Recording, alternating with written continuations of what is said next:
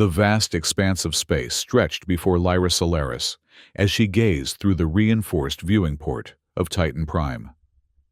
3 centuries had passed since humanity abandoned Earth, their ancestral home depleted of resources and ravaged by natural disasters. The first generation of exiles collectively called their scattered settlements across space the stellar diaspora. Through genetic engineering and adaptation to the cosmic environment, humans had gradually developed remarkable capabilities: resistance to cosmic radiation, immunity to alien microorganisms, and the awakening of psychic powers derived from the dark remnants of the universe. The stellar diaspora had evolved into 3 major factions. Cosmica Vitae. This faction focused on accelerating bodily evolution, believing that the human form must perfectly adapt to the cosmic environment through continuous genetic modification, even incorporating alien genes.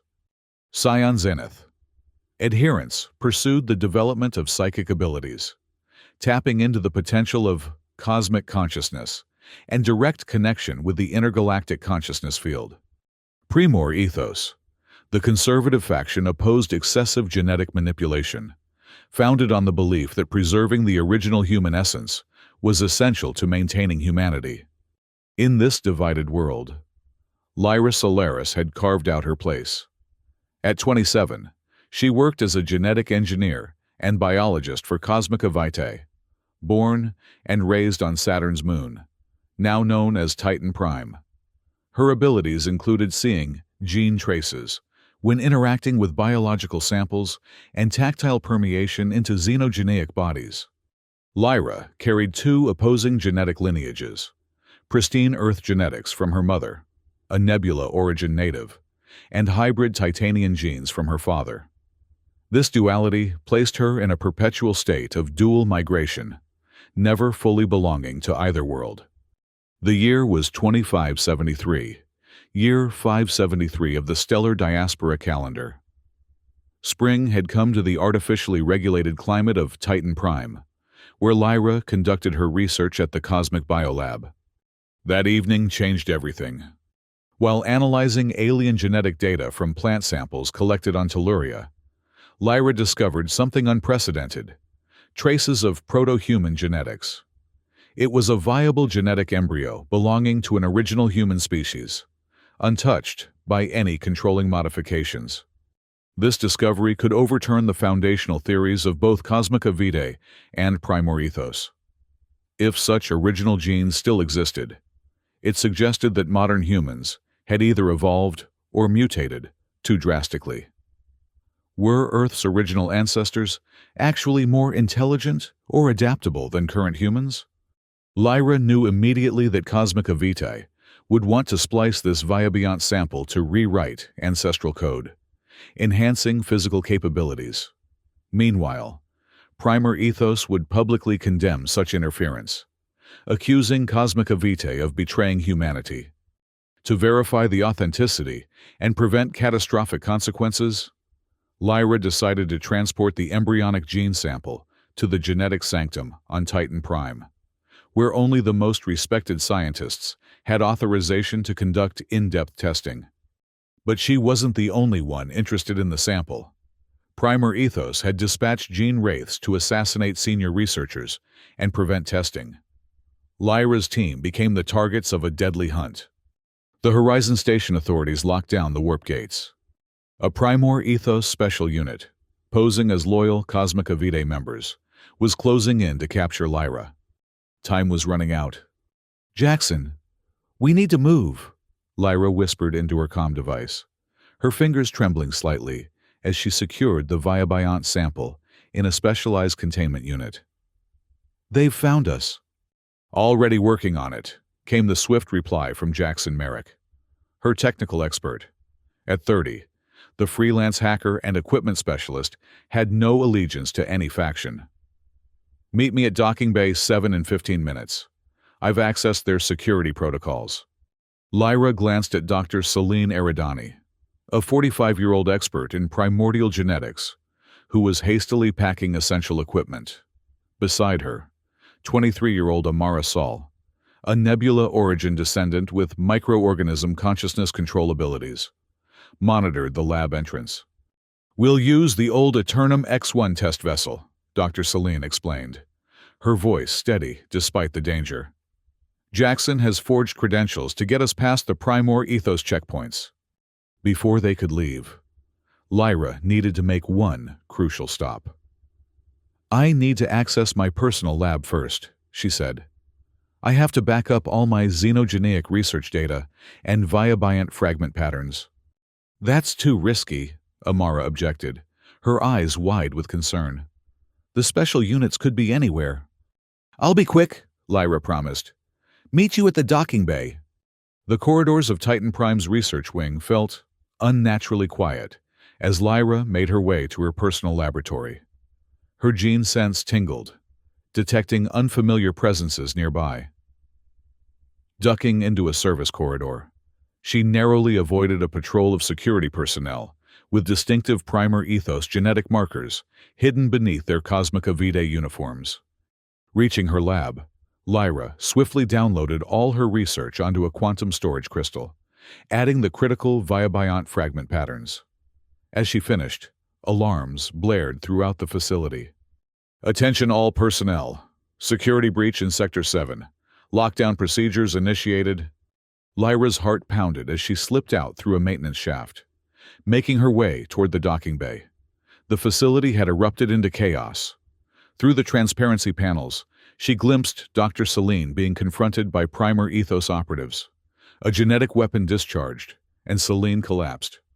"No!" Lyra gasped, instinctively moving toward her mentor, before forcing herself to stay hidden. She couldn't help Celine now.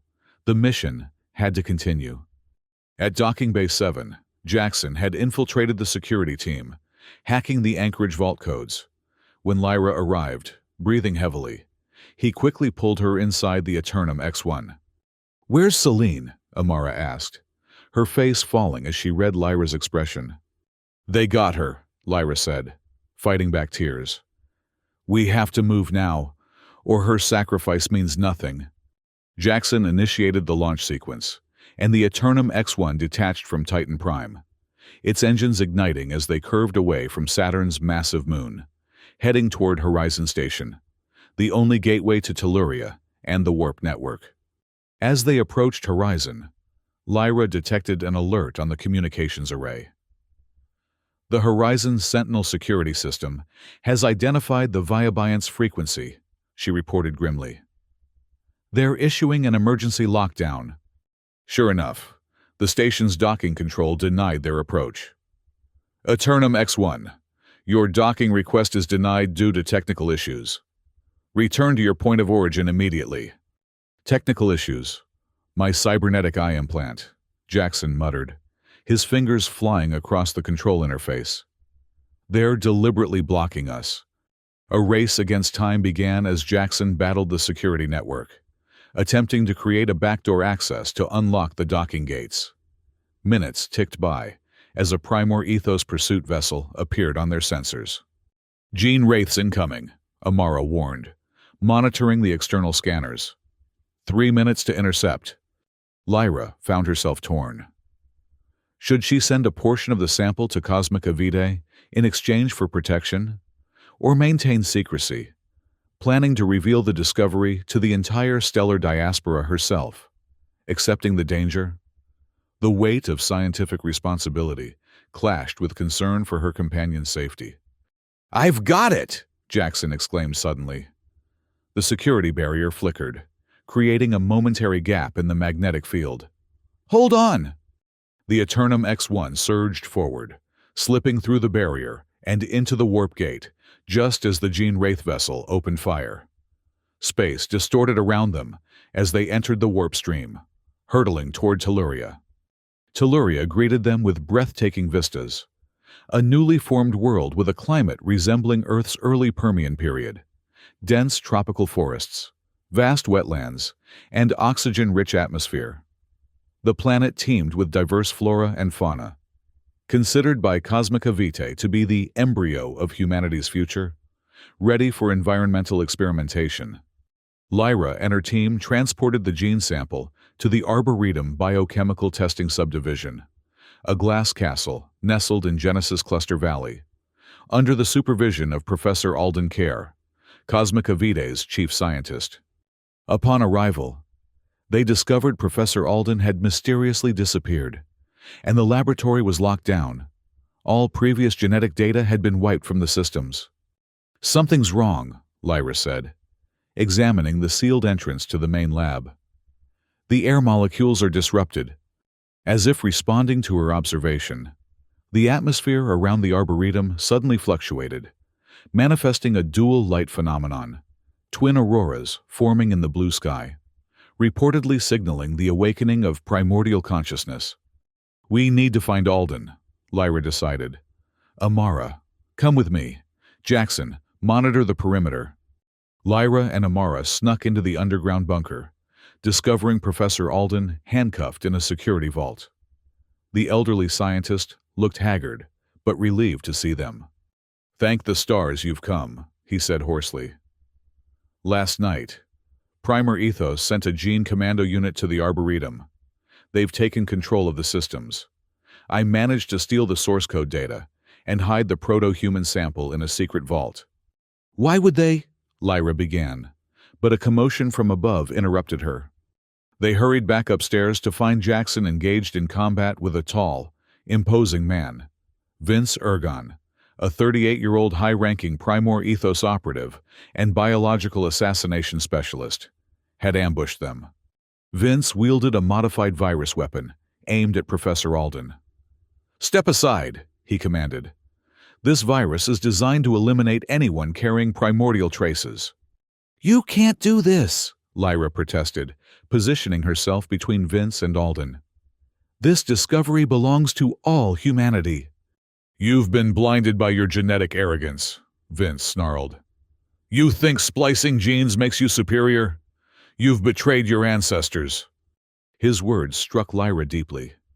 As a product of genetic evolution herself, she had sometimes questioned whether she had betrayed her heritage. But this wasn't the time for philosophical doubt.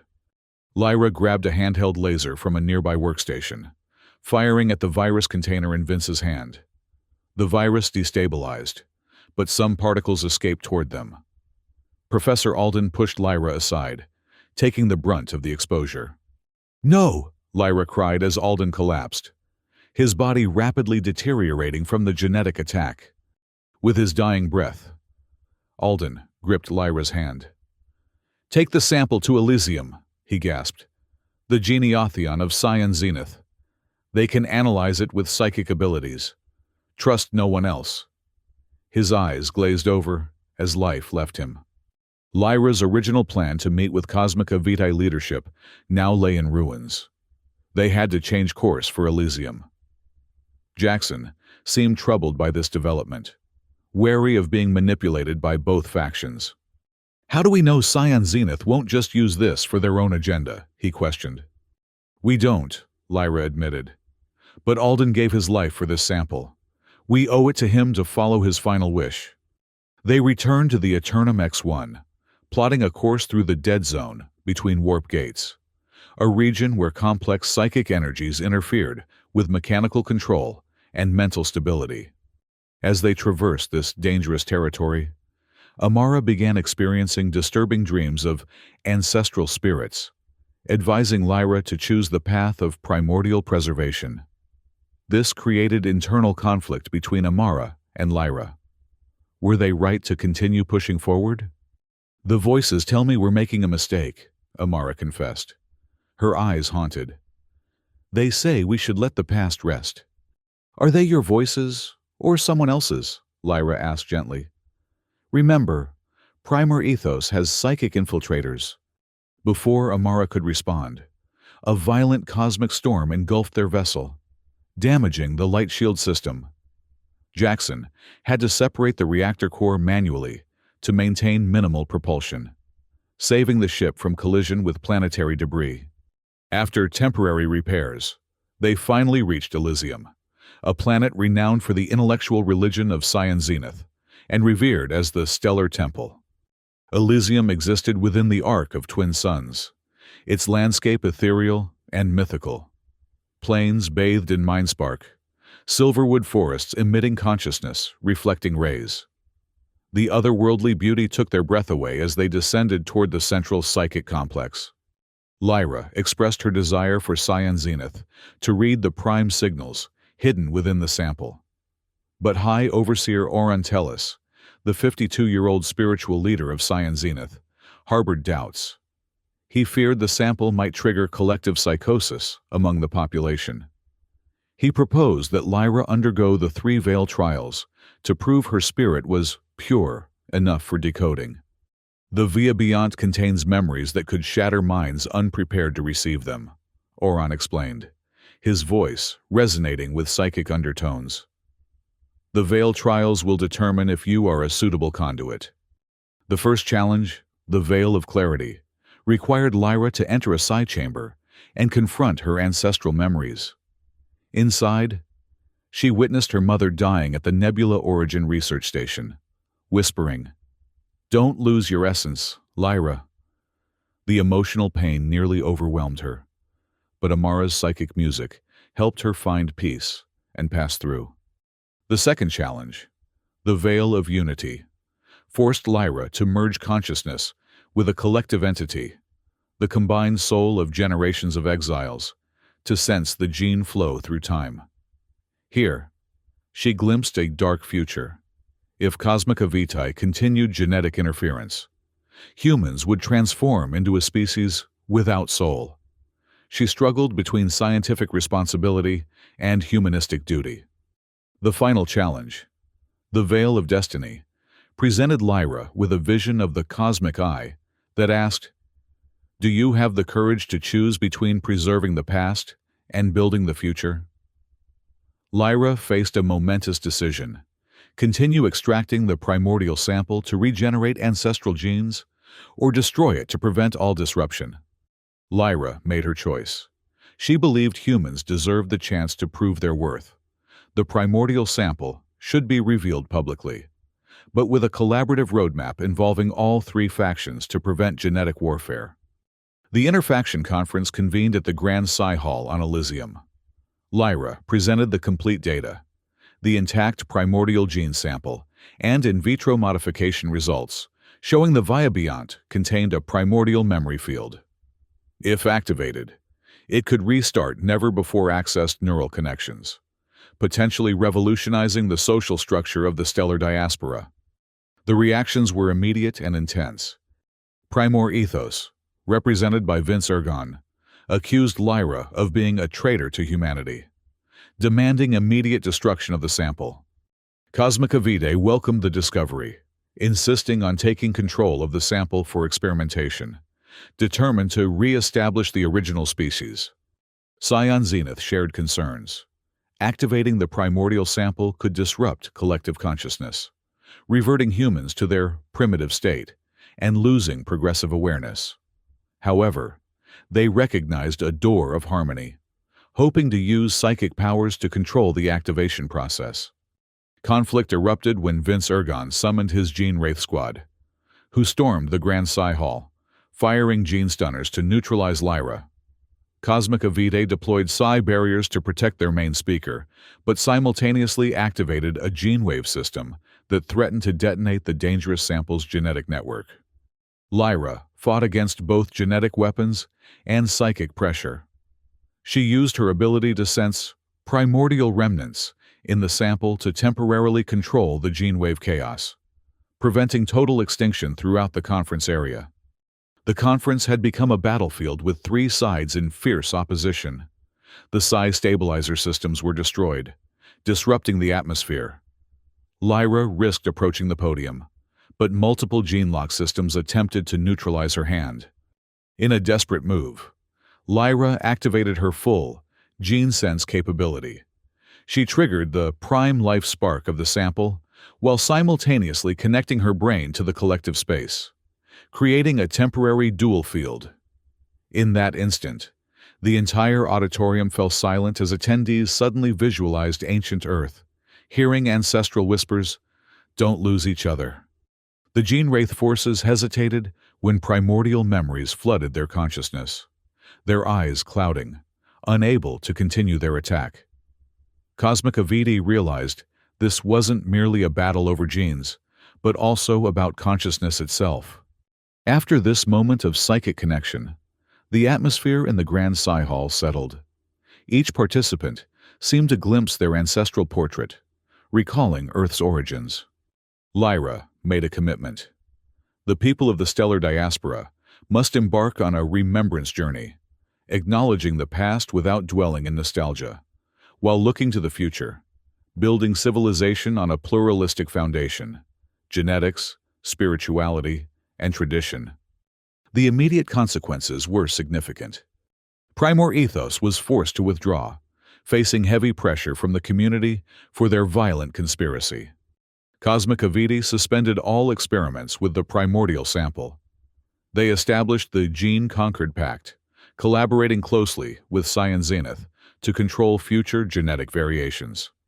Scion Zenith founded the Primordial Remembrance Academy on Elysium, where students from all three factions gathered to study the psychic genetic map. Lyra and Amara became professors there. During the chaotic confrontation, Jackson had saved Lyra from the Gene Wraiths.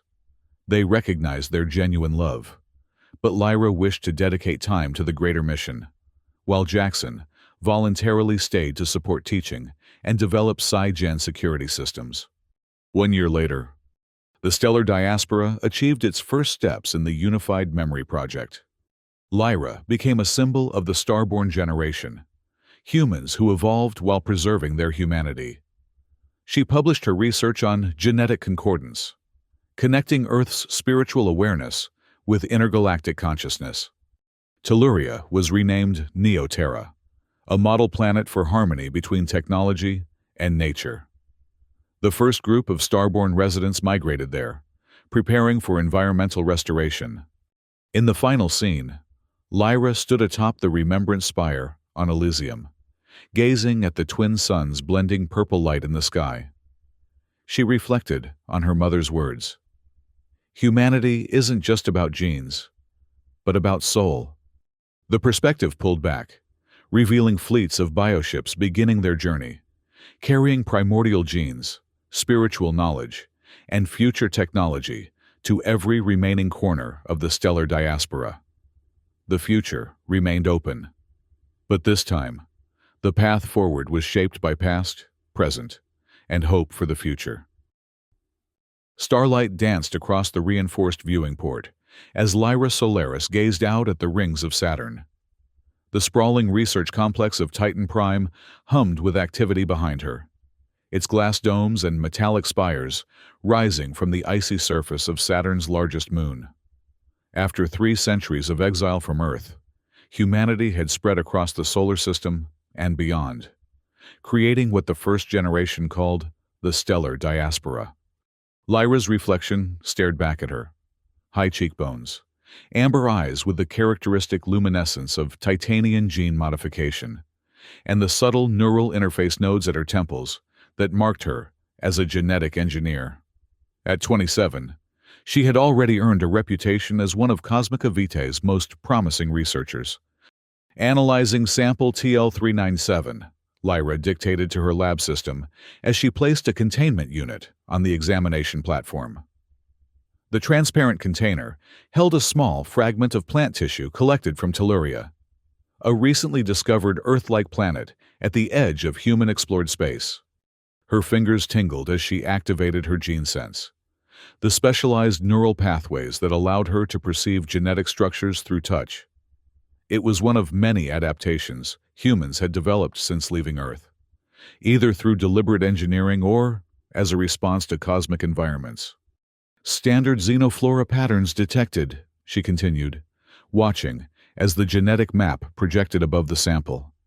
Cellular structure consistent with previous Tellurian specimens, showing adaptation to high oxygen atmosphere and... She stopped abruptly, her enhanced senses detecting something anomalous buried within the plant's genetic code. Computer, isolate segment 42B and magnify. The holographic display zoomed in, revealing a genetic sequence that shouldn't have been there, couldn't have been there. That's impossible, Lyra whispered, her heart racing. Computer. Verify against all known genetic archives. Priority search for human genome markers. Pre-diaspora. The system hummed as it processed her request. Moments later, the confirmation appeared. Match found. 99.97% correlation with Homo sapiens. Original genome. Pre-modification era. Viable embryonic structure detected. Lyra stared at the results in disbelief. A viable proto-human genetic sample, untouched by the centuries of modifications that had transformed humanity since leaving Earth. The implications were staggering. This wasn't just a scientific curiosity. It was potentially explosive knowledge that could upend the fragile balance between the three major factions of the stellar diaspora. Her comm unit chimed, startling her from her thoughts. "Researcher Solaris," came the voice of her department head. "Security sensors detect elevated stress patterns in your section. Is everything functional?" Lyra composed herself quickly. "Yes, Director. Just an unexpected reaction in my current sample. Nothing concerning." "Very well. Remember, the quarterly review committee arrives tomorrow. Your project results are anticipated." After the connection closed, Lyra secured the sample and erased the computer's search history. She needed time to think, to understand what she had discovered before others learned of it. If Cosmica Vitae, her own faction, discovered this sample, they would use it to further their genetic experimentation, possibly creating new hybrid species that pushed humanity even further from its origins. If Primor Ethos learned of it, they would either destroy it as a threat to their ideology of genetic purity or weaponize it against the evolved humans they considered abominations. And Psi Zenith would likely seek to merge with its consciousness, attempting to access some primordial psychic link to humanity's origins. None of these outcomes felt right. This discovery belonged to all humanity, not to factional agendas. Lyra made her decision. She would take the sample to the genetic sanctum, where the most respected genetic scientists from all factions could study it together, under strict protocols. But first, she needed allies. She activated her secure comm channel. "Jackson, it's Lyra. I need your help. Something urgent has come up." "You've got that tone," came the reply from Jackson Merrick, his voice carrying the slight metallic resonance common to those with auditory implants. "The one that usually means trouble." "The biggest kind," Lyra confirmed. "Can you meet me at my lab? And bring your best security bypass tools." "Now I'm interested." She could hear the smile in his voice. "Give me 30 minutes. Next, she contacted Dr. Celine Eridani, one of the few researchers who specialized in pre-diaspora genetics. "Dr. Eridani, I've found something you need to see. Something ancestral." There was a pause on the line. "Secure your lab. Lyra, I'm coming, and I'll bring Amara. We may need her talents." As Lyra waited for her allies to arrive, she stared again at the genetic sequence displayed before her. Somewhere on Telluria, this fragment had been preserved, a living time capsule from humanity's past. Was it chance, or something more deliberate? And what would it reveal about the path humanity had taken since leaving Earth? Whatever the answer, she knew one thing with certainty. By tomorrow, her life would never be the same. The lab door slid open, admitting Jackson, Dr. Celine, and Amara.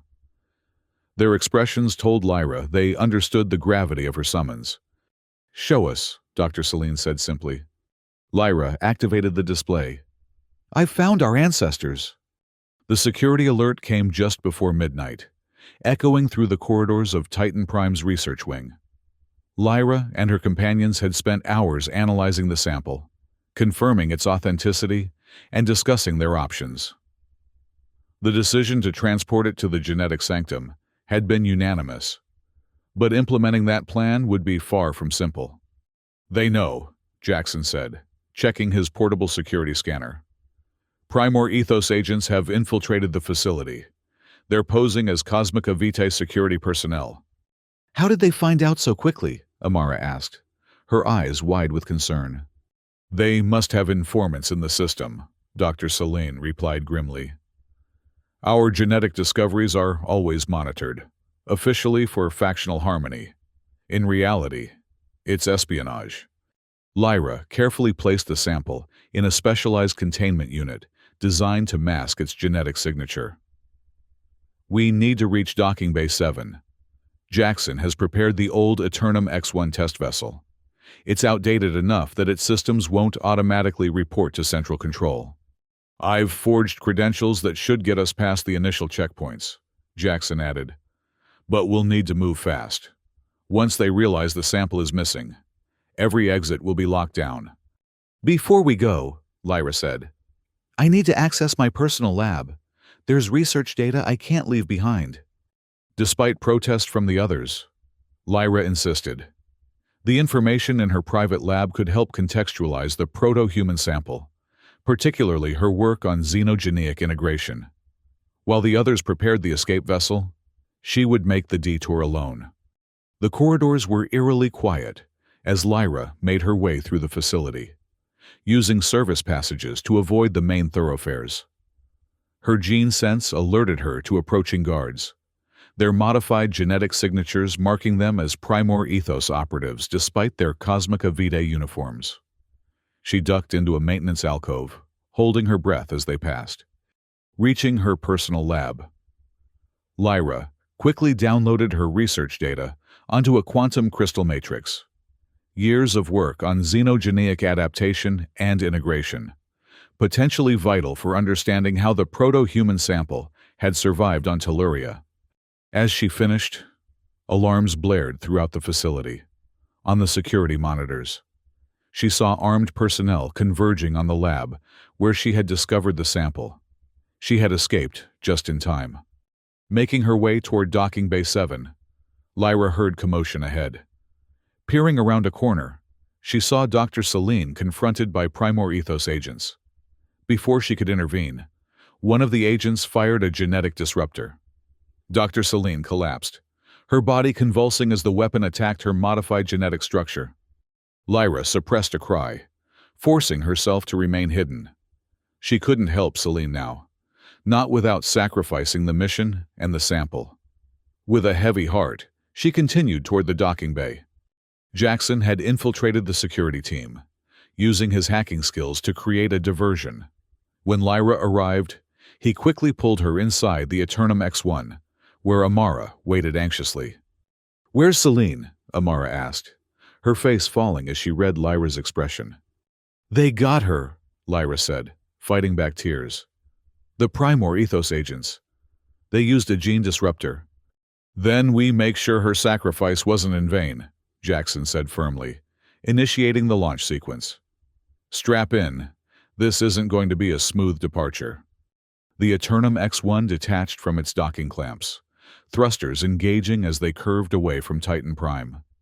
Their destination, Horizon Station, the massive space platform that served as the gateway to the warp network, connecting the scattered worlds of the stellar diaspora. As they approached Horizon, a warning flashed on their communications array. "The Horizon Sentinel security system has detected an anomalous genetic signature," Lyra reported. "They're issuing an emergency alert." "They're tracking the sample," Jackson confirmed grimly. "Even through the containment unit."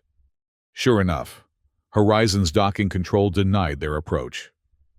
"Eternum X1, your vessel has been flagged for security concerns. Return to your point of origin immediately or face defensive measures." "So much for the easy way," Jackson muttered, his fingers dancing across the navigation interface. "I'm going to attempt to override their security protocols. It'll take a few minutes." "We don't have a few minutes," Amara warned, monitoring the external scanners. "There's a pursuit vessel launching from Titan Prime, Gene Wraith insignia on the hull." Lyra felt cold dread settle in her stomach. Gene Wraiths were Primor Ethos's elite assassins, specializing in hunting those who violated their concept of genetic purity. If they caught up to the Eternum X1, there would be no negotiation, no mercy. "Jackson, how much longer?" Lyra asked, her voice tense. "Almost there," he replied, sweat beading on his forehead as he manipulated the complex security algorithms. "Their system has more layers than I expected." Lyra found herself at a crossroads. She could contact the Cosmica Vitae leadership, offering them a portion of the sample in exchange for protection. They would be eager for such a discovery, even if they didn't fully understand its significance. But that would mean surrendering control of the proto-human genetics to factional interests. Exactly what she had wanted to avoid. The pursuing vessel drew closer, its weapon systems powering up. Amara closed her eyes, using her psychic abilities to create a minor disruption in the enemy ship's targeting systems. But she couldn't maintain it for long. "Got it!" Jackson exclaimed suddenly. The security barrier around Horizon Station flickered momentarily, creating a gap in its defensive field. "Hold on tight!" The Eternum X-1 surged forward, engines straining as they slipped through the opening and toward the warp gate. Behind them, the Gene Wraith vessel fired, energy beams dissipating against the closing security field. Space distorted around them as they entered the warp stream, the fabric of reality folding to connect distant points in space. For a brief, disorienting moment, they existed everywhere and nowhere, before emerging in orbit around Telluria. The planet spread below them, a vibrant world of blues and greens reminiscent of ancient Earth. Telluria's atmosphere glowed with auroras, its magnetic field interacting with the radiation from its star. According to survey reports, it had a climate similar to Earth's early Permian period, dense tropical forests, vast wetlands, and an oxygen-rich atmosphere teeming with life. Cosmica Vitae had established a research outpost on the surface, the Arboretum Biochemical Testing Subdivision, a magnificent glass structure nestled in a valley surrounded by alien vegetation. Professor Alden Kerr, the chief scientist assigned to Telluria, had been one of Lyra's mentors during her early training. "We'll dock at the auxiliary landing pad," Lyra decided. "It's less monitored than the main facility." As they descended through Telluria's atmosphere, Lyra felt an inexplicable connection to the world below. Perhaps it was merely the planet's similarity to humanity's lost home, or perhaps something deeper, a resonance with the proto-human sample she carried. The Eternum X-1 touched down on a small landing platform half a kilometer from the main Arboretum complex. As they disembarked, the alien landscape greeted them.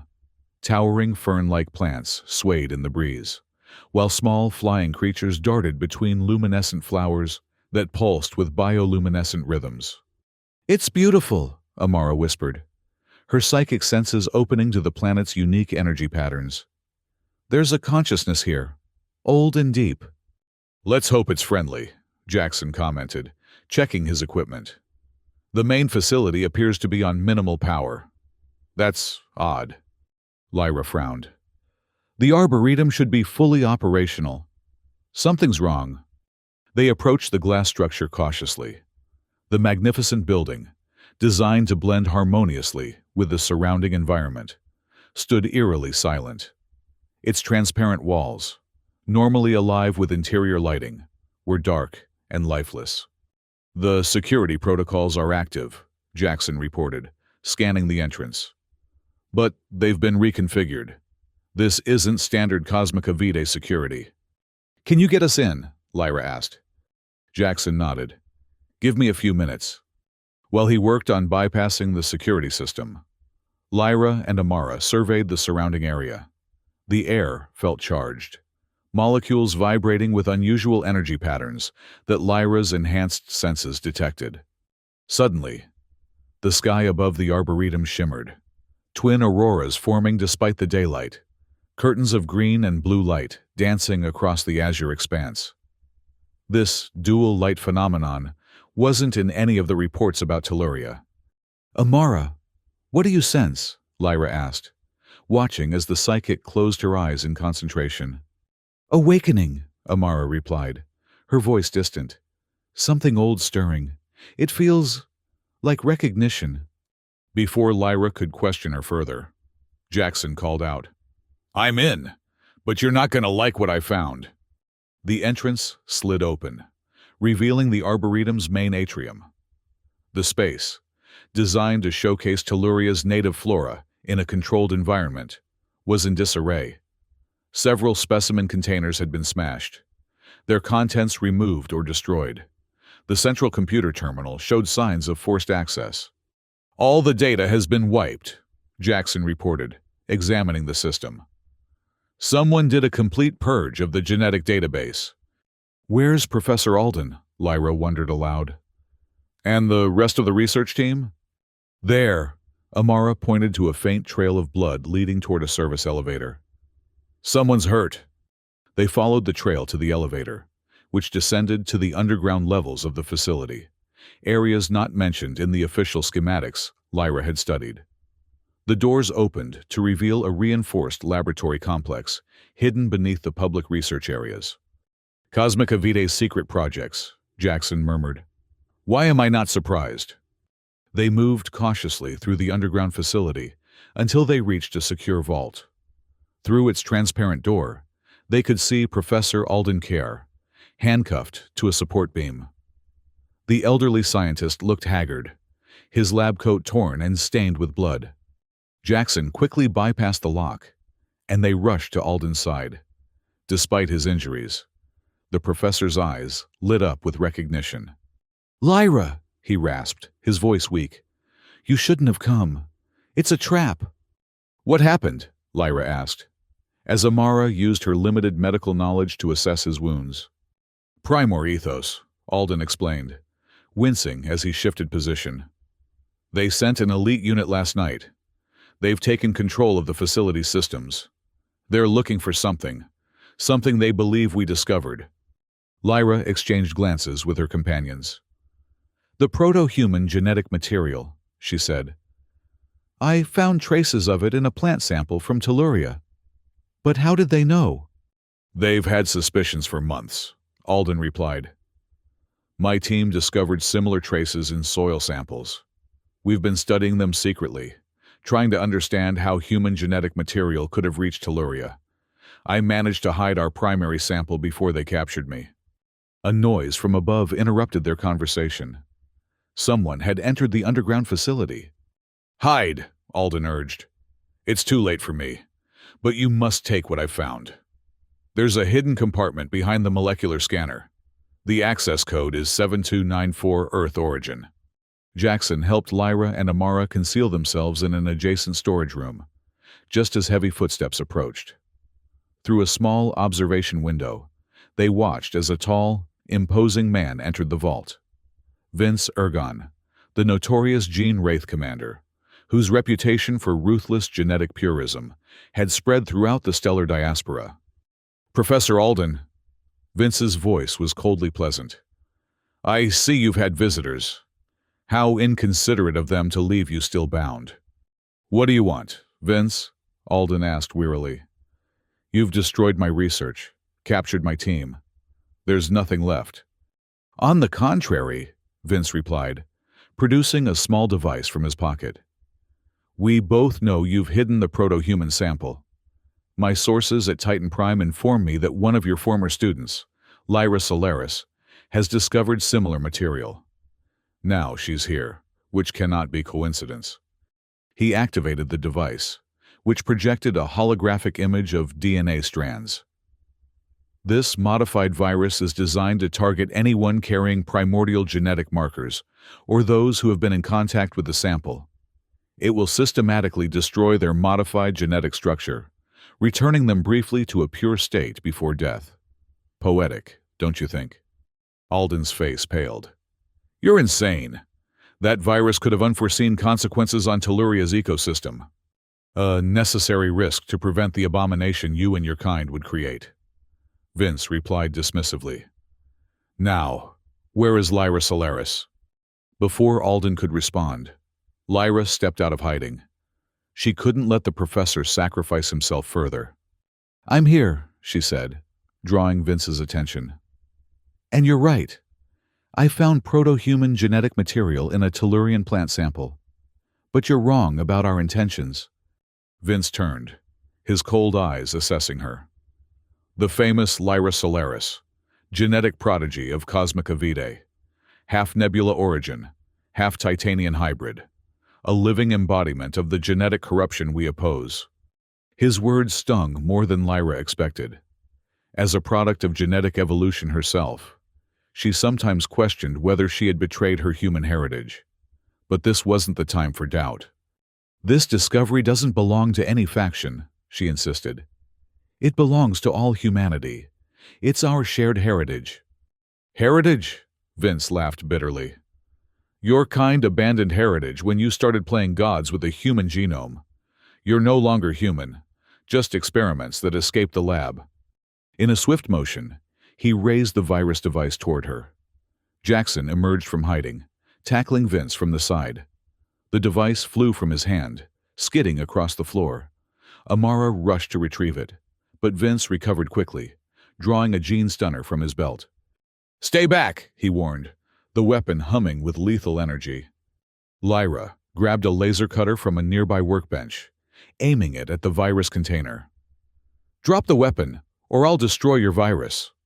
A tense standoff ensued, broken when Professor Alden, who had managed to free one hand from his restraints, lunged for the gene stunner. In the struggle, the weapon discharged, hitting the virus container. The reinforced glass cracked, releasing a fine mist into the air. "No!" Vince cried, momentarily distracted. Lyra fired the laser cutter, heating the virus particles and neutralizing many of them, but not before some drifted toward them. Professor Alden pushed Lyra aside, placing himself in the path of the virus cloud. "Run!" he gasped, as his body began to react to the genetic attack. "Take the sample from the hidden compartment. Go to Elysium, to the Geneatheon. Only Scion Zenith has the capability to analyze it safely." "Alden, no!" Lyra reached for him, but Jackson pulled her back. "We have to go now," he insisted. "The virus is spreading." With one last anguished look at her mentor, Lyra accessed the hidden compartment, retrieving a small, crystalline container holding what appeared to be a luminescent embryonic structure suspended in preservation fluid. They fled the underground facility as alarms blared throughout the Arboretum. Vince Ergon's voice echoed over the communication system. "Attention all units. Proto-human contamination in progress. Capture the carriers alive if possible. The samples must be destroyed." Reaching the Eternum X-1, they quickly prepared for emergency departure. As the ship lifted off, Lyra looked back at the Arboretum, its glass walls now pulsing with emergency lighting. Professor Alden had given his life to protect the sample and ensure their escape. She wouldn't let his sacrifice be in vain. "Set course for Elysium," she instructed Jackson. "We need to reach the Geneatheon." "That's Scion Zenith territory," Jackson pointed out. "Are you sure we can trust them any more than Primor Ethos or your own Cosmica Vitae?" "No," Lyra admitted. "But Alden trusted them with his dying breath. For now, that's good enough for me." The Eternum X-1 accelerated into orbit, heading for the warp gate that would take them toward Elysium. Their path would lead through the notorious Dead Zone, a region of space where warp gates functioned erratically due to complex psychic energy fields that interfered with both technology and human consciousness. As they entered the warp stream, Lyra carefully examined the proto-human sample. Within its crystalline container, the embryonic structure pulsed with life, its genetic code representing humanity before centuries of modification and adaptation. What secrets did it hold? And more importantly, what would its discovery mean for the divided factions of the stellar diaspora? Questions without answers swirled in her mind as the ship hurtled through folded space, carrying them toward an uncertain destiny. The Dead Zone lived up to its ominous reputation. As the Eternum X-1 emerged from the warp stream, the navigation systems immediately began to fluctuate, displays flickering with static interference. The ship's artificial gravity wavered, creating moments of weightlessness followed by crushing pressure. "Systems failing across the board," Jackson reported, his fingers dancing across the controls as he attempted to stabilize their flight path. The psychic interference is stronger than the reports indicated. Lyra felt it too, a pressure inside her skull, like whispers just beyond the threshold of hearing.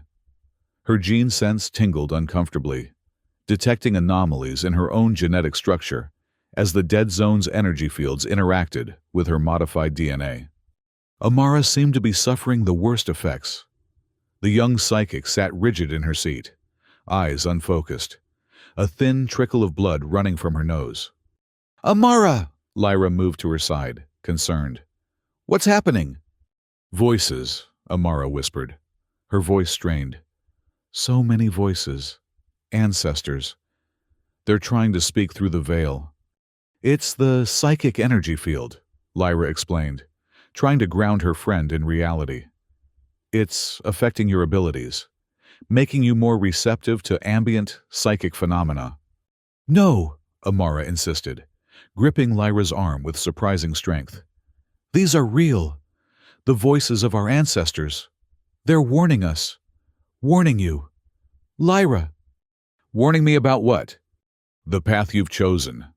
They say the primordial sample should remain dormant. Awakening it could destroy everything we've become." Amara's eyes suddenly focused, locking with Lyra's. "Are we making a mistake?" The question hit Lyra harder than she expected. Was this mission truly the right course? Or was she risking everything, her friends, her career, potentially even humanity's future, based on her own conviction that knowledge should be shared rather than controlled? Before she could respond, the ship lurched violently, throwing them against their restraints. Outside the viewport, space itself seemed to ripple with energy distortions. "We've got a bigger problem," Jackson called out. "There's a cosmic storm directly ahead, energy readings off the charts, and our light shield is failing." The light shield was the Eternum X1's primary defense against cosmic radiation and energy distortions. Without it, the ship's hull would be exposed to the full force of the storm. "Can we go around it?" Lyra asked, moving back to the co-pilot seat. Jackson shook his head. "Not with our current power levels. The navigation system is too compromised to plot an alternative route." He hesitated, then continued. "There's one option, but it's risky. I could manually separate the reactor core to maintain minimal propulsion. It might give us enough control to ride the edge of the storm, rather than passing through its center." "That would mean going into the reactor chamber while it's active," Lyra protested. "The radiation exposure is better than certain death if we lose all power," Jackson finished grimly. "My cybernetic implants provide some radiation protection. It's our best shot." Lyra knew he was right, but the thought of risking Jackson's life sent a wave of unexpected emotion through her. When had the independent hacker become so important to her? "Do it," she finally agreed. "But take the emergency radiation suit. It won't provide full protection, but it's better than nothing." As Jackson prepared to enter the reactor chamber, Lyra took control of the ship's systems. Amara had fallen into a trance-like state, occasionally murmuring phrases in languages Lyra didn't recognize, possibly psychic impressions from the energy field surrounding them. The cosmic storm loomed ahead, a swirling maelstrom of charged particles and gravitational distortions. At its fringes, debris from shattered planets and asteroids created an additional hazard, the fragments caught in the storm's gravitational pull. Through the ship's internal monitoring system, Lyra watched as Jackson entered the reactor chamber, the pulsing core bathing everything in an eerie blue light. Following his instructions, she began the delicate process of adjusting power distribution as he manually reconfigured the reactor's containment field. "Almost there," Jackson's voice crackled through the communication system, distorted by interference. "When I give the signal, divert all remaining power to the maneuvering thrusters." The ship shuddered as they neared the storm's edge, systems fluctuating wildly. Warning alarms blared as sensors detected a massive debris fragment on a collision course with their vessel. "Jackson, we have incoming!" Lyra called out, frantically trying to adjust their trajectory with the limited controls available to her. "Now!" Jackson shouted. "Divert power now!" Lyra slammed the emergency override, channeling all power to the thrusters. The ship lurched forward, narrowly avoiding the debris fragment as it hurtled past them. The sudden acceleration threw Lyra against her restraints, momentarily knocking the breath from her lungs. In the reactor chamber, Jackson was thrown against the wall by the sudden movement. The monitoring system showed him struggling to maintain his footing as he completed the reactor separation procedure. "It's done," he reported, his voice weaker than before. "Core is stable at minimal output. We should have enough power to clear the storm."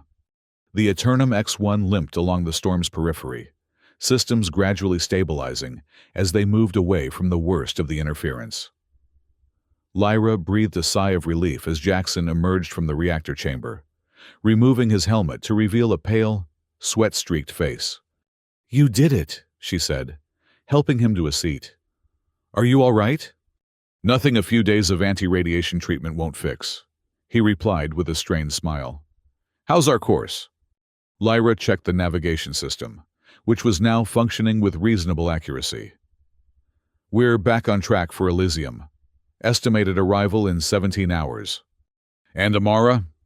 They both looked at the young psychic, who had finally fallen into an exhausted sleep. Her earlier distress seemingly passed. "The interference is lessening as we move away from the dead zone," Lyra explained. "She should recover once we're in normal space again." As the immediate crisis subsided, Lyra found herself contemplating Amara's warning.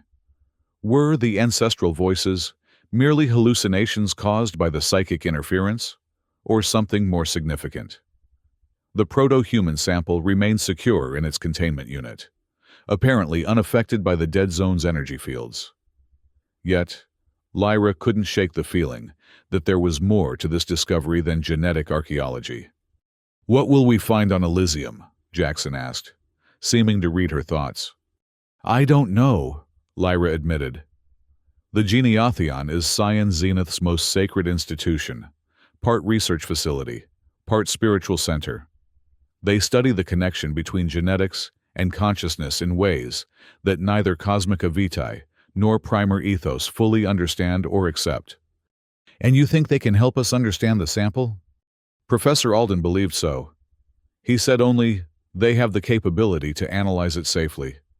Lyra hesitated, then added, "But I'm beginning to wonder if safely refers to the technical challenges or something more profound." Jackson considered this. "Either way, we're committed now. Too many people have died already because of this discovery. We need answers." Lyra nodded, her resolve strengthening despite her lingering doubts. Whatever awaited them on Elysium, they would face it together. The remaining journey passed without further incident. Amara recovered consciousness several hours later, with no memory of her trance-like state or the warnings she had conveyed. Jackson's radiation exposure proved less severe than feared, thanks to the protective suit and his cybernetic enhancements. As they approached Elysium, the planet's unique beauty came into view. Unlike most worlds in the stellar diaspora, Elysium orbited binary stars, creating a perpetual twilight across much of its surface. The interaction of the twin suns' gravitational fields had shaped the planet's unusual geography. Floating islands of crystalline rock, suspended above vast plains of luminescent vegetation. Scion Zenith had chosen this world as their spiritual center for its natural psychic amplification properties.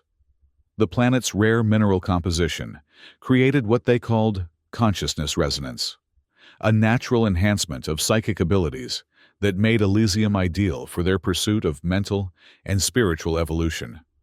"Approaching Elysium control space," Jackson announced, "preparing for identification procedures." Before he could transmit their credentials, a psychic message resonated directly in their minds, a standard greeting protocol on Elysium. "Vessel approaching Elysium. You are sensed and acknowledged. State your purpose and lineage." Lyra, Having dealt with Scion Zenith protocols before, responded aloud, knowing that monitoring psychics would receive her words. I am Lyra Solaris, genetic researcher of Cosmica Vitae, daughter of Nebula origin and Titanian lineage. We seek audience at the Geneotheon on a matter of ancestral significance. We come at the dying request of Professor Alden Care. There was a pause before the reply came, once again directly into their minds. Your arrival is anticipated, Lyra Solaris. You will be guided to the contemplation landing field. Prepare yourselves for psychic verification upon arrival. That was easier than expected, Jackson remarked, as they followed the designated approach vector. Too easy, Lyra agreed. They said our arrival was anticipated. Someone informed them we were coming. Friend or foe? Amara wondered. We'll find out soon enough. The Eternum X1 descended through Elysium's atmosphere, the twin suns casting dual shadows across the landscape below. The contemplation landing field materialized before them, a circular platform of polished stone floating several hundred meters above the planet's surface, connected to the main structures by bridges of what appeared to be solidified light. As they touched down, a welcoming party approached, 5 figures in flowing robes that shifted colors with their movements, the traditional attire of Scion Zenith's spiritual guides. At their center walked a tall, distinguished man with silver hair and eyes that glowed with psychic energy. High Overseer Orontelis, Amara whispered in recognition, the spiritual leader of Scion Zenith himself. Lyra felt a mixture of honor and apprehension.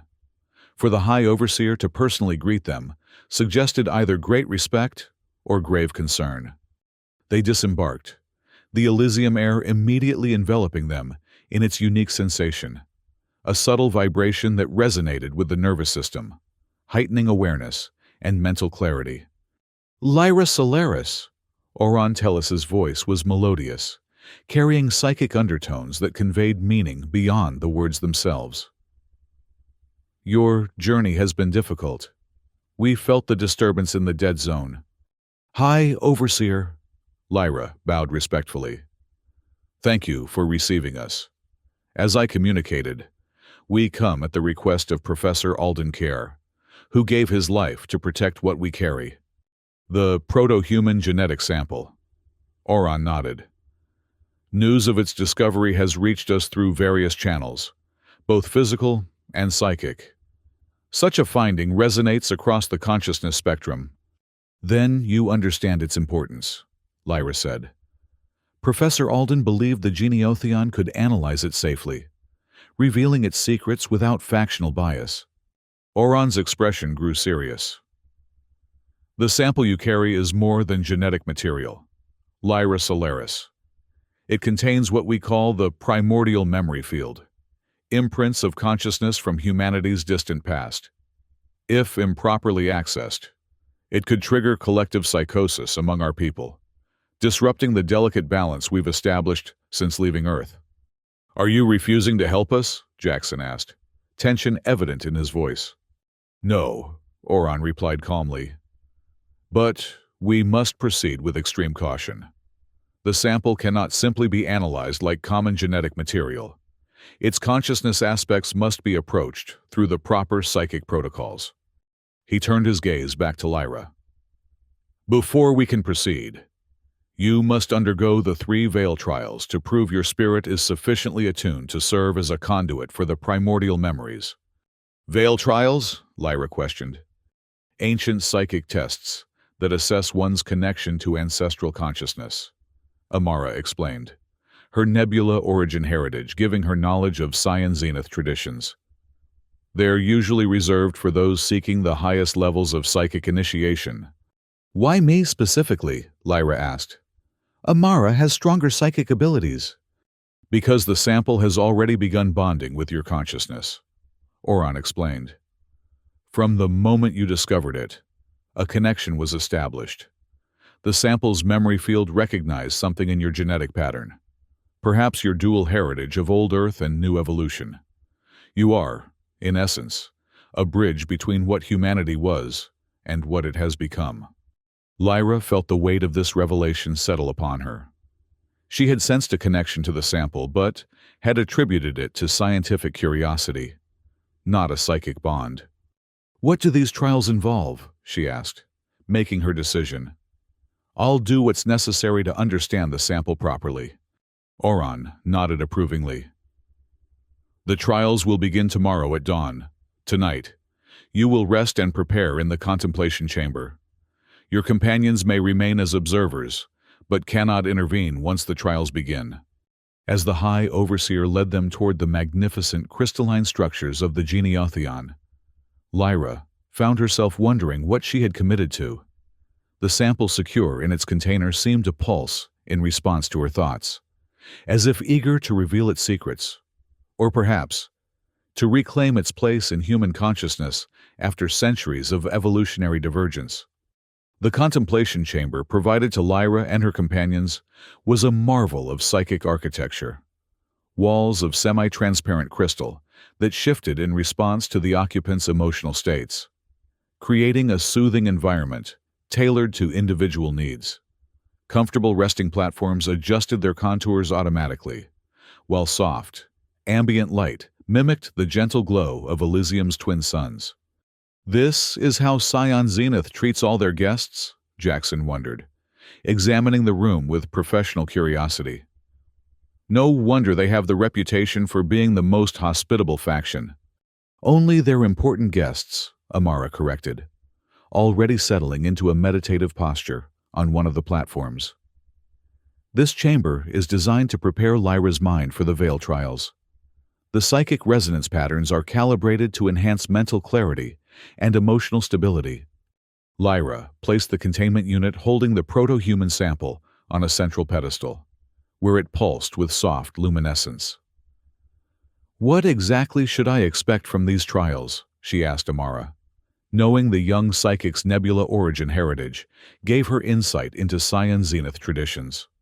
Each veil represents a barrier between ordinary consciousness and deeper awareness, Amara explained. "The veil of clarity confronts you with personal truths, memories and emotions you may have suppressed. The veil of unity connects your individual consciousness to the collective experience of humanity, and the veil of destiny forces you to confront the consequences of your choices, past and future." "Sounds intense," Jackson commented, his usual pragmatism tinged with concern. "It is," Amara confirmed. "Few attempt the trials, and fewer complete them. But Lyra has advantages. Her gene sensibility creates a natural bridge between physical and psychic perception, and her dual genetic heritage gives her flexibility of consciousness that most people lack." Lyra appreciated their confidence, but doubt lingered. Her scientific training emphasized empirical evidence and logical analysis, tools that might prove useless in the realm of psychic experience. "I should prepare," she said, moving to a quieter corner of the chamber. "I need to center myself before tomorrow." As night fell over Elysium, the chamber's crystals absorbed the unique radiations of the twin suns, creating gentle pulses of light that synchronized with Lyra's breathing. She fell into a meditative state, her enhanced senses extending to perceive the subtle energies flowing through the Geniotheon. In this heightened awareness, she detected a familiar presence approaching, High Overseer Oron Tellus, his consciousness preceding his physical form. "May I enter?" his psychic voice inquired politely.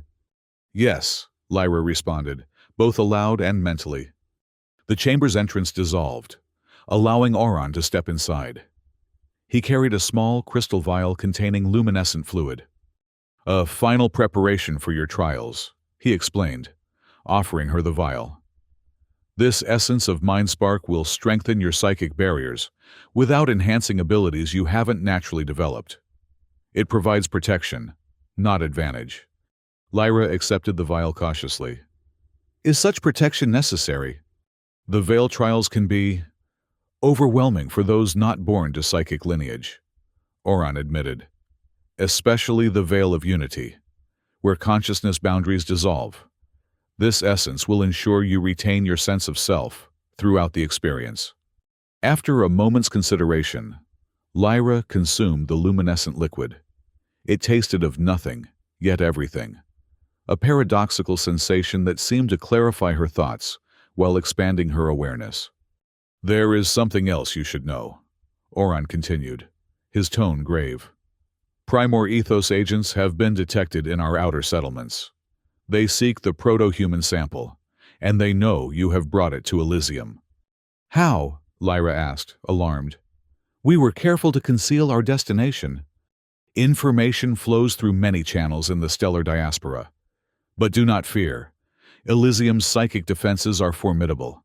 No one will interrupt the trials once they begin." He paused, studying her with his luminous eyes. "However, I must ask, are you certain this path serves the greater good? The knowledge contained within the proto-human sample could destabilize the fragile balance between our factions." "Knowledge itself isn't destructive," Lyra argued. "It's how we use it. If we understand our origins, truly understand them, perhaps we can move beyond factional divisions." Oron's expression remained neutral, but Lyra sensed approval in his psychic emanations. "A worthy aspiration. Rest now. Lyra Solaris." Dawn approaches swiftly on Elysium. After the High Overseer departed, Lyra returned to her companions, sharing Oron's warning about Primor Ethos agents. "I'll run a security check on the Eternum X1, Jackson offered. "Make sure no one can use it to access the Geniotheon." "And I'll establish a psychic perimeter," Amara added. "It won't be as strong as Elysium's defenses, but it might give us early warning of hostile intentions." Lyra nodded gratefully. "Thank you both. I couldn't have made it this far without you." As her friends prepared their respective safeguards, Lyra returned to her meditation, focusing on the trials ahead. Whatever challenges awaited beyond the veils, she would face them with the same determination that had carried her from Titan Prime to this moment. Dawn on Elysium brought not one, but two sunrises, as the binary stars emerged from opposite horizons, casting intersecting shadows across the crystalline landscape. Lyra stood on a balcony overlooking the vast expanse of the Geniotheon, a complex of interconnected structures that seemed to grow organically from the floating islands of the planet. She had slept fitfully, her dreams filled with fragments of genetic code and whispered voices speaking languages she didn't recognize yet somehow understood.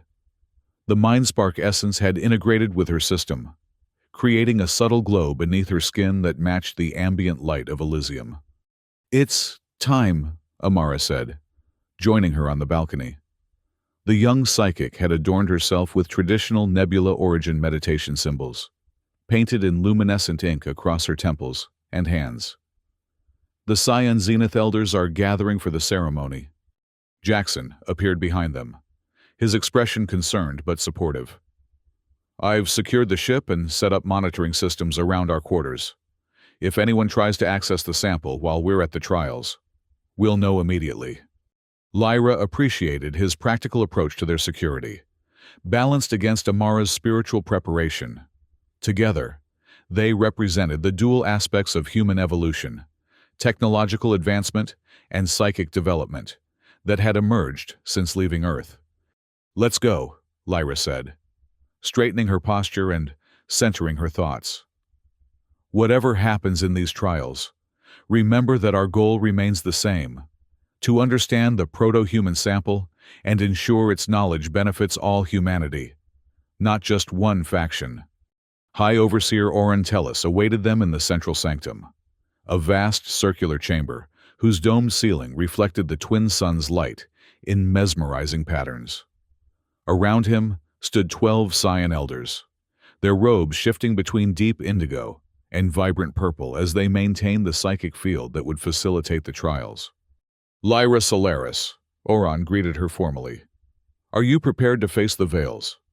"I am," Lyra replied, her voice steady despite the nervous flutter in her stomach. "Then, approach the first veil. Your companions may observe from the witness circle, but cannot intervene once the trial begins." Jackson squeezed her hand briefly before joining Amara in the designated observation area.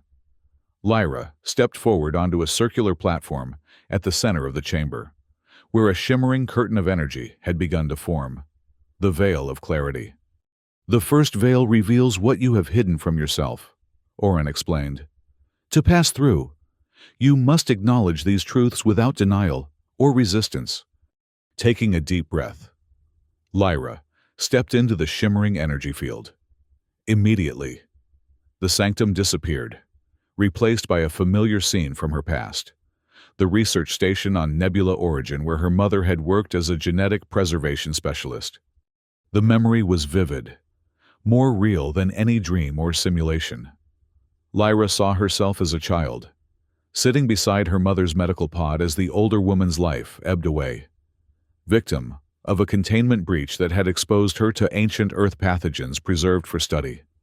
Lyra, my starlight, her mother whispered, her once vibrant features now pale and drawn. Listen carefully.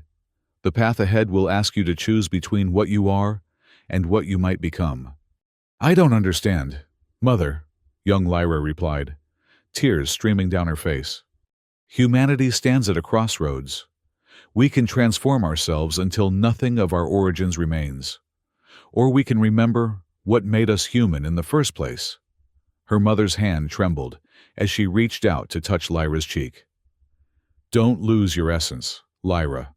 No matter how far evolution takes our species, some things must remain. The scene shifted, and Lyra felt herself falling through a vortex of memories. Her early training at Cosmica Vitae, where she had excelled in genetic engineering, but questioned the ethics of certain experiments. Her first encounter with xenogeneic material, which had triggered her latent gene sensibility. Her growing disillusionment with factional politics that valued ideological purity over scientific truth. Each memory carried emotional weight she had suppressed in her drive to succeed as a researcher. The grief of losing her mother had become determination to understand genetic preservation. The ethical doubts had transformed into a personal mission to ensure knowledge was shared rather than hoarded. As these realizations washed over her, Lyra felt herself being pulled in opposite directions, torn between her loyalty to Cosmica Vitae's vision of evolutionary progress and her mother's warning about losing humanity's essence. The conflict threatened to overwhelm her, trapping her within the veil. From somewhere beyond the psychic experience, she heard Amara's voice, not speaking, but singing. The melody carried psychic harmonics that helped stabilize Lyra's consciousness, reminding her that she didn't need to choose between these opposing paths. She could acknowledge both, integrating them into her understanding of herself and her purpose. With this realization, the veil of clarity dissolved around her, and Lyra found herself once again in the central sanctum. The Scion elders nodded approvingly, while Oron stepped forward. You have passed the first veil, he announced. Your clarity of purpose shines through the conflicts of your past. Are you ready to face the second veil? Lyra nodded, her mind still resonating with the insights gained from the first trial. The emotional exhaustion was significant, but the mind spark essence helped her recover more quickly than expected. The second veil materialized before her, a swirling mass of consciousness patterns representing the veil of unity. This barrier appeared more complex and impenetrable than the first, its surface constantly shifting with what appeared to be faces and fragments of thought from countless minds. The second veil connects your individual consciousness to the collective experience of humanity. Oren explained. You must merge with the collective entity, the combined soul of generations of exiles, while maintaining your individual identity. Through this union, you will sense the flow of genes through time and understand how they have shaped our species' development. This challenge seemed far more daunting than the first. Lyra's scientific training had taught her to maintain objective distance from her subjects of study. Now, she was being asked to dissolve that boundary completely, becoming both observer and participant in humanity's genetic journey. Taking another steadying breath, she stepped into the second veil. The sensation was unlike anything Lyra had experienced, her consciousness expanding exponentially, merging with countless others in a vast tapestry of shared experience. Individual thoughts and memories flowed through her awareness like tributaries joining a mighty river. She perceived the exodus from Earth through thousands of perspectives simultaneously, the fear and hope of the first generation of space colonists, the gradual adaptations of their children born among the stars, the diverging paths of evolution as different settlements embraced various survival strategies. The consciousness river carried her forward through time, showing her the formation of the three major factions. She witnessed the idealistic scientists who founded Cosmica Vitae, believing genetic advancement was humanity's destiny. She experienced the spiritual awakening that gave birth to Scion Zenith, as psychic abilities emerged unexpectedly in isolated communities exposed to cosmic radiation, and she felt the growing fear and resistance that coalesced into Primor ethos, as some colonists recoiled from the rapid changes transforming their species. "We are becoming something new," the collective voice of Cosmica Vitae resonated through the shared consciousness. "We are awakening to the universe's true nature," countered Scion Zenith's collective wisdom. "We are losing what makes us human," warned the unified concern of Primor ethos. As these competing perspectives threatened to tear her consciousness apart, Lyra focused on the mind-spark essence flowing through her system, using it to maintain a sense of self amid the overwhelming collective experience. Then, a darker vision emerged, a possible future where Cosmica Vitae continued their genetic experimentation without restraint. She watched generations of humans transform into beings unrecognizable as their ancestors, their DNA spliced with so many alien sequences that nothing of their original essence remained. These evolved humans possessed extraordinary capabilities, but had lost something fundamental, an emotional connection to their origins, a sense of shared heritage that had once united the species despite its differences. "Is this progress?" the collective questioned, "or extinction through transformation?"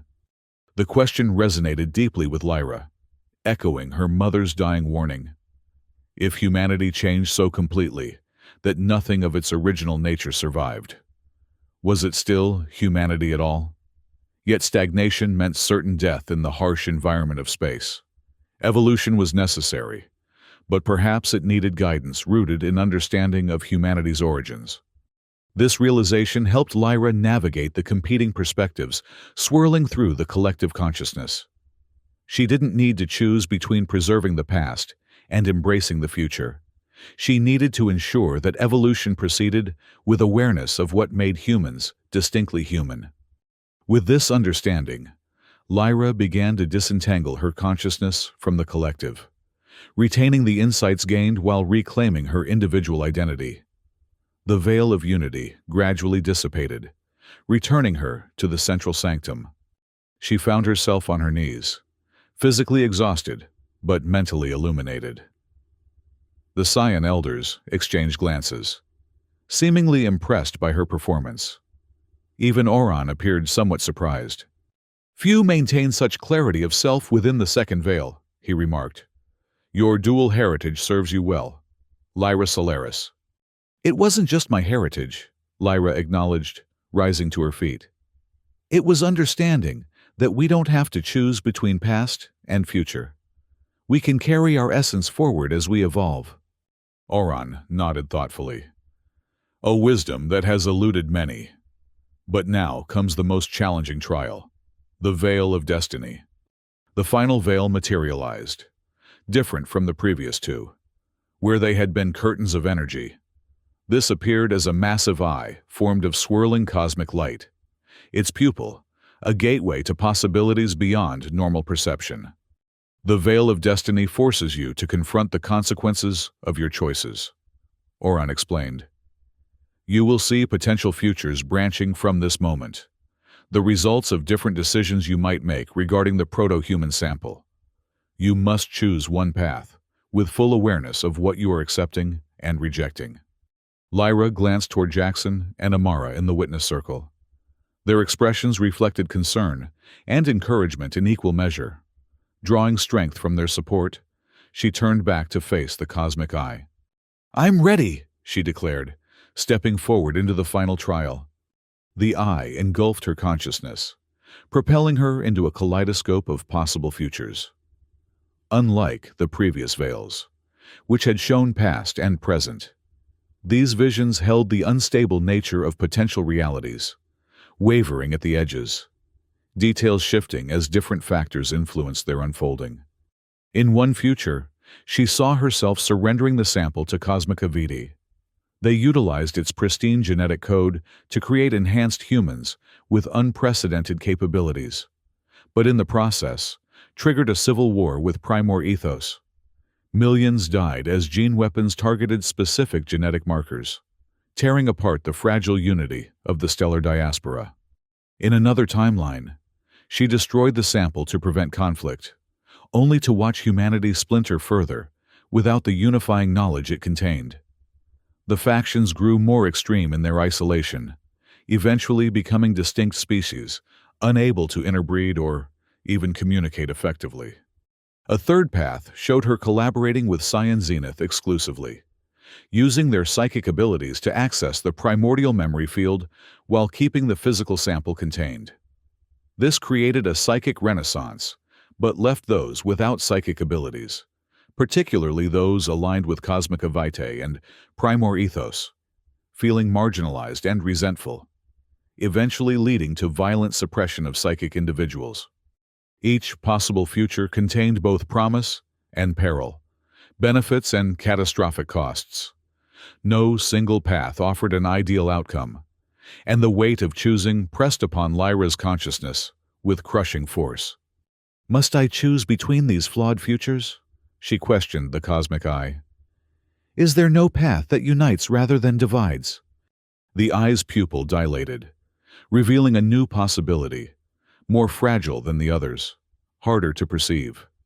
Lyra focused her concentration, following this tenuous thread of potential. In this delicate future, she saw herself standing before representatives of all three factions. The proto-human sample displayed for all to see. Rather than claiming the discovery for any single group, she established a collaborative council to study and implement its knowledge gradually, with checks and balances preventing misuse. This path required tremendous effort and contained countless points of potential failure. It demanded compromise from zealots, openness from the secretive, and patience from the ambitious. Yet it offered something the other futures lacked: a chance for humanity to move forward together, carrying its shared heritage into an evolving future. "This is the path I choose," Lyra declared to the cosmic eye. "Not the easiest, not the safest, but the only one that honors both our origins and our potential." The pupil of the cosmic eye contracted, its light intensifying until it became almost unbearable. A voice that seemed to come from the universe itself posed a final question. "Do you have the courage to choose between preserving the past and building the future?"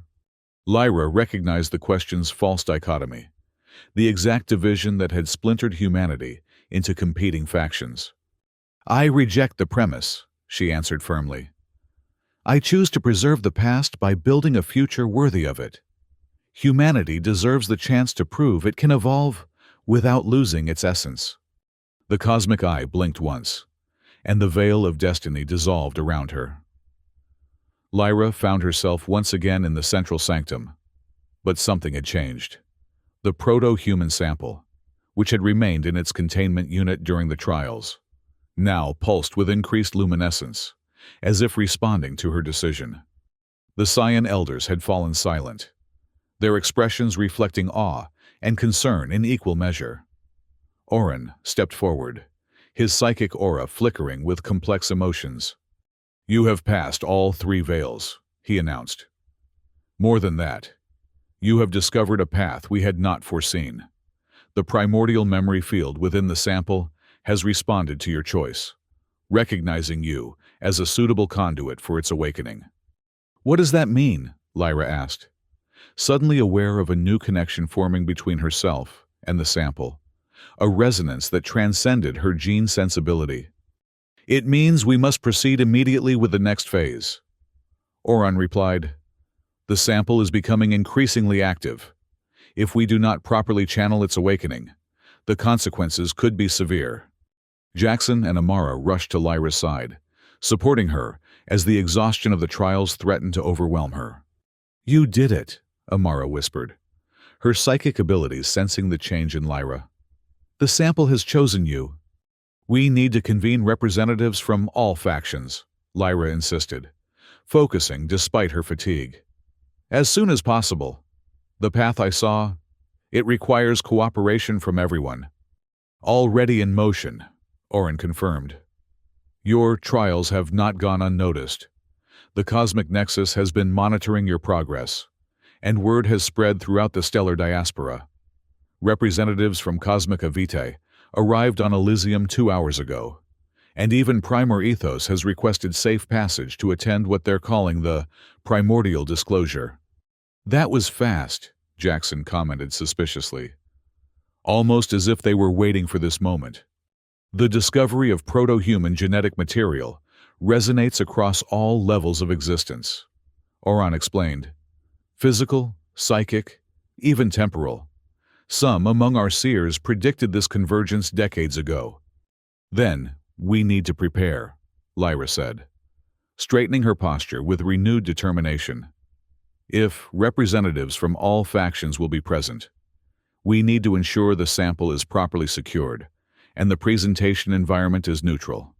Over the next 24 hours, the Geneotheon transformed its Grand Psi Hall into a conference chamber suitable for the historic gathering.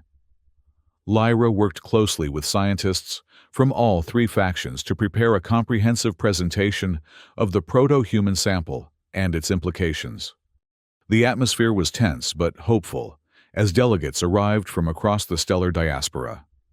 Cosmica Vitae sent their chief evolutionary architect, a woman whose body had been so extensively modified that she appeared almost ethereal. Primor Ethos, surprisingly, dispatched Vince Ergon himself, perhaps recognizing the need to have their most passionate advocate present for such a pivotal moment. As Lyra prepared for her presentation, analyzing the final data from the sample, Jackson approached her with a concerned expression. "Security scans have detected unusual energy patterns throughout the Geneotheon," he reported quietly. "Someone may be attempting to sabotage the conference." "Primor Ethos?" Lyra asked, though she suspected the answer wasn't so simple. "That's the strange part," Jackson replied. "The energy signatures are coming from multiple sources, some matching Primor Ethos technology, others consistent with Cosmica Vitae, and even some psychic disruptions that could only come from rogue Psi and Zenith elements. All 3 factions," Lyra realized grimly. "Extremists from each group who don't want cooperation." "Exactly. Each for their own reasons, but with the same goal, preventing the unified approach you've proposed." Lyra considered this troubling development. "We need to proceed anyway. The conference is too important to postpone, and security is as tight as it can be. We'll just have to be prepared for interference." When the time came for the interfaction conference, the Grand Psi Hall was filled to capacity. Representatives from all corners of the stellar diaspora had gathered, some in person, others attending via psychic projection or holographic presence. The 3 faction leaders occupied elevated positions at equidistant points around the circular chamber, symbolizing the balance Lyra hoped to achieve. Taking a deep breath, she stepped onto the central platform, the proto-human sample floating in its containment field beside her. Its luminescence had intensified further, pulsing now in rhythm with her heartbeat, a visible manifestation of their connection. "Distinguished representatives of humanity's future," Lyra began, her voice steady despite the tension in the room. "I stand before you with evidence of humanity's past, a viable proto-human genetic sample containing unmodified DNA from our distant ancestors." She activated the holographic display, showing the complete genetic sequence alongside comparative data from modern human variants. The differences were stark, Modern humans, regardless of faction, had diverged significantly from their original template. This sample contains not only genetic information, but also what Science Zenith researchers have identified as a primordial memory field, imprints of consciousness from humanity's early development. If properly accessed, this field could provide insights into not just how our ancestors looked and functioned physically, but how they thought, felt, and perceived the world. Murmurs rippled through the assembly as the implications became clear. Lyra continued, explaining the potential applications of this discovery, from medical breakthroughs to psychological insights, from evolutionary understanding to spiritual connection with humanity's origins. As she reached the critical portion of her presentation, the proposal for a collaborative approach to studying and implementing the knowledge, she noticed subtle disruptions beginning to manifest throughout the chamber. Security systems flickered momentarily, and psychic attendees winced as if experiencing interference. Vince Ergon rose from his seat, his voice cutting through the growing disturbance. "This charade has gone far enough. Lyra Solaris is not revealing the full truth about this abomination. The proto-human sample represents everything we've fought against, a threat to genetic purity that must be destroyed immediately." Before security could respond, Vince signaled to concealed operatives throughout the chamber. Gene Wraiths emerged from hiding, their weapons trained on Lyra and the sample. Simultaneously, the Cosmica Vitae delegation activated protective measures, generating psi barriers around their representatives while deploying what appeared to be a gene wave device, technology designed to manipulate genetic material at a distance. "The sample belongs to all humanity's future," the chief evolutionary architect declared. "We will not allow Primor Ethos to destroy this opportunity for advancement." The third disruption came from unexpected quarters, rogue Science Zenith elements, who disagreed with Oron's cooperative approach. They generated psychic interference patterns that destabilized the chamber's psi stabilizers, creating a chaotic environment where rational discussion became impossible. Within moments, the carefully orchestrated conference had devolved into chaos. Gene Wraiths fired gene stunners toward Lyra, while Cosmica Vitae's gene wave technology attempted to seize control of the sample. The conflicting energies threatened to detonate the sample's genetic network, potentially releasing the primordial memory field in an uncontrolled explosion that could devastate minds throughout the Geneotheon. In this moment of crisis, Lyra reached deep within herself, accessing both her gene sensibility and the connection she had formed with the sample during the Veil trials. She placed her hands on the containment field, establishing direct contact with the proto-human genetic material. "Jackson! Amara, help me stabilize the field!" she called out. Jackson deployed a portable energy dampener to counteract the gene wave device, while Amara generated a psychic shield to block the worst of the rogue mental interference. This gave Lyra the seconds she needed to attempt something unprecedented. She activated the prime life spark within the sample, the essential core of its viability, while simultaneously connecting her consciousness to the collective psychic space that permeated the chamber. This created a temporary dual field that bridged genetic and psychic realities. A profound silence fell over the Grand Psi Hall as every attendee suddenly experienced the same vision: ancient Earth in its pristine state, before human industry had altered its ecosystems. They heard ancestral whispers that transcended language barriers. "Don't lose each other." The Gene Wraith forces hesitated, their weapons lowering as primordial memories flooded their consciousness. The Cosmica Vitae representatives stared in wonder as they perceived the elegant simplicity of unmodified human DNA, not inferior to their enhancements, but different in ways they had never appreciated. Even the rogue Science Zenith elements fell silent, overwhelmed by the psychic imprint of their shared human origins. In this moment of collective revelation, Lyra spoke again, her words carrying the weight of both scientific conviction and emotional truth. "This is what we share. what binds us across all our differences. The proto-human sample isn't just genetic material. It's our collective memory, our shared heritage. We can move forward as a species without losing this connection to our origins. She outlined her vision for the Remembrance Journey, a collaborative project acknowledging humanity's past while embracing its evolving future. The sample would be studied by representatives from all factions working together, its knowledge implemented gradually with careful consideration of consequences. We don't need to choose between preserving our essence and evolving beyond our limitations, she concluded. We can carry the best of what we were into what we are becoming. The immediate aftermath was remarkable.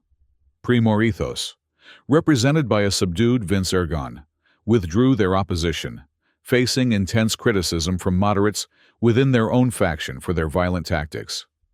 Cosmica Vitae suspended their attempts to claim exclusive control of the sample, instead proposing the Gene-Conquered Pact, a framework for ethical genetic advancement that respected humanity's origins. Most surprisingly, Scion Zenith announced the establishment of the Primordial Remembrance Academy on Elysium, an institution open to members of all factions seeking to understand the connection between genetic heritage and conscious experience. High Overseer Oron invited Lyra and Amara to become founding professors, recognizing their unique contributions to bridging scientific and psychic approaches. In the days following the conference, as the initial agreement was formalized into a lasting accord, Lyra found a quiet moment to speak with Jackson. They stood on a balcony overlooking Elysium's crystalline landscape, the twin suns setting on opposite horizons. "I never properly thanked you," Lyra said softly. "You risked everything to help me bring the sample here, with no faction loyalty compelling you." "I had my reasons," Jackson replied, his cybernetic implants catching the fading sunlight. Someone needed to ensure this discovery wasn't monopolized by people with agendas. "And now?" Lyra asked, sensing there was more to his motivation than professional integrity. Jackson turned to face her, uncharacteristic vulnerability in his expression. "Now, I have a new reason to stay involved. The work you're doing here, bridging divisions, preserving knowledge, it matters. And—" he hesitated. "You matter to me, Lyra." The confession shouldn't have surprised her, yet it did. Throughout their journey, amid danger and discovery, something had grown between them, a connection based on mutual respect and shared purpose that had gradually deepened into something more. "I feel the same," Lyra admitted. "But the work ahead, establishing the academy, implementing the concordance protocols, it will demand everything I have." "I understand," Jackson said, disappointment flashing briefly across his features. "The mission comes first." "No," Lyra corrected gently, taking his hand. "That's the old factional thinking, sacrificing personal connections for abstract goals. If we're going to build a future that preserves what makes us human, we need to start by honoring those connections." She smiled. "A decision forming. The Academy needs a security systems architect, someone who understands both the technical and human vulnerabilities we'll face. Would you consider taking on that role?" The invitation represented more than a professional opportunity. It was a chance to build something together, to explore their relationship while contributing to the greater purpose they both believed in. Jackson's answer came in the form of a smile that transformed his usually guarded expression. "I'd be honored," he said simply. And in that moment, their personal future aligned with the hopeful path Lyra had glimpsed in the Veil of Destiny. 1 year later, the stellar diaspora celebrated the first anniversary of what had come to be known as the Harmony Accords. The proto-human sample, now securely housed in a specially designed containment system at the Primordial Remembrance Academy, had yielded insights beyond anyone's expectations. The Unified Memory Project had successfully extracted and cataloged the first layer of consciousness imprints from the primordial memory field. providing unprecedented understanding of how early humans had perceived their world. This knowledge had already influenced developments in psychology, art, and social structures throughout human settlements. Lyra had become a symbol of the emerging Starborn generation, humans who embraced evolution while honoring their origins. Her research on genetic concordance, which established protocols for integrating new genetic modifications with core human characteristics, had been adopted by all three factions as the standard for future development. Perhaps most significantly, Telluria had been renamed Neoterra and designated as a model planet for harmonious integration of technology and natural systems. The first wave of Starborn settlers, individuals from all three factions who embraced the balanced approach, had established communities that would test new approaches to sustainable living, informed by both ancestral wisdom and cutting-edge science. On the anniversary evening, Lyra stood atop the Remembrance Spire on Elysium, gazing at the twin suns, blending purple light across the horizon. Beside her stood Jackson and Amara, her closest allies, now her closest friends. And in Jackson's case, something more. "Do you think we've actually changed anything?" Amara asked. Her psychic senses extended to monitor the collective mood of the stellar diaspora. The factions still exist. People still disagree about humanity's path forward. They always will, Lyra acknowledged. That's part of being human. Diversity of perspective. But now they're disagreeing while working together, building on common ground rather than retreating into isolation. Jackson nodded, his practical nature complementing Lyra's idealism. The security protocols we've implemented for the Memory Project have collaboration built into their core. No single faction can access or implement the knowledge without consensus from the others. It's not perfect, but it's sustainable. Lyra thought of her mother's final words. Humanity isn't just about genes, but about soul. At the time, she hadn't fully understood the message. Now, having bridged the divide between humanity's past and its potential futures, she recognized the profound truth in that simple statement. We're just beginning, she said, watching as the first fleet of bioships prepared for departure from Elysium's docking platforms. These vessels would carry the initial findings from the proto-human sample, along with representatives from the Academy, to distant settlements throughout the stellar diaspora. The future remained uncertain, filled with challenges and possibilities that no veil trial could fully predict. But for the first time since humanity had left Earth, its scattered children were moving forward together, carrying the wisdom of their origins into the limitless potential of what they might become. As the bioships ascended into the darkening sky, their bioluminescent hulls tracing patterns like new constellations, Lyra felt a sense of completion. The Starborn journey had truly begun, not a flight from humanity's past, but an evolution guided by understanding of its essential nature. In that moment, across the vast distances of the stellar diaspora, humans of all factions and forms shared a fleeting sense of connection, a reminder that despite their differences, they remained part of the same remarkable story, a species that had reached for the stars without losing sight of where they came from.